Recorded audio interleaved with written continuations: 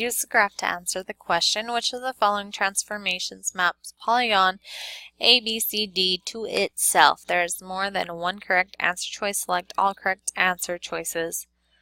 A 180-degree clockwise rotation about the origin, a reflection in the x-axis, a reflection in the line y equals x.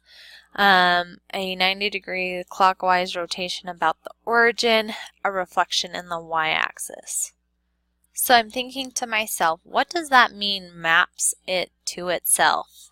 And I think, well, if it's going to map to itself, that means point A has to end up being back here. Point B has to end up being back here. Point C has to end up being back here. Point D has to end up being back here. Then the next thing I'm going to ask to myself is, are all of these rigid transformations? And rotation, reflection, they both are rigid transformations. So that's a good thing, because that means I can check one point, and if it ends up being back at this location, the coordinates, then we're good with all of them. So to check 180-degree clockwise rotation about the origin, I'm going to check point A, which is located at -1, -1. So it would be back one and to the left. So if I were to rotate this up 90 degrees and then 180, we would still be over one and to the left. And so this is where point A would end up being, and it did not end up being back right here. So it is not mapping itself back onto itself.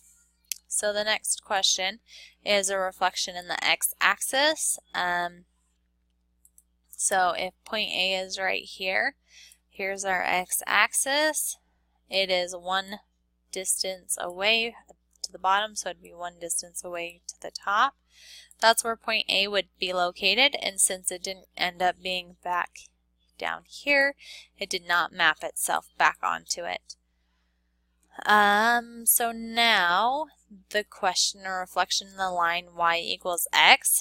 I actually have to write this one out. Y equals x, because the x coordinates, -1, -1, after they undergo the reflection of y equals x, what that means is that wherever the x coordinate was is now the y coordinate. So our x coordinate is now the x coordinate is now the y coordinate, and the y coordinate is now the x coordinate. So they switch places. So this would be our new one, -1, -1. So it does end up being right back here. So a reflection in the line y equals x does happen. So this is kind of, I'm going to do an example with a non-map, just a random example to explain again how I did this. So if we had different points, I'm going to choose different points. This is just a random example again, so I'm pulling these points out of thin air. So if I had the coordinates 5, -7, and they said to reflect it around the line y equals x, this is my trick. The y value becomes the x value, and the x value becomes the y value. So they switch places. So that's how I do reflections about the line y equals x instead of drawing it out.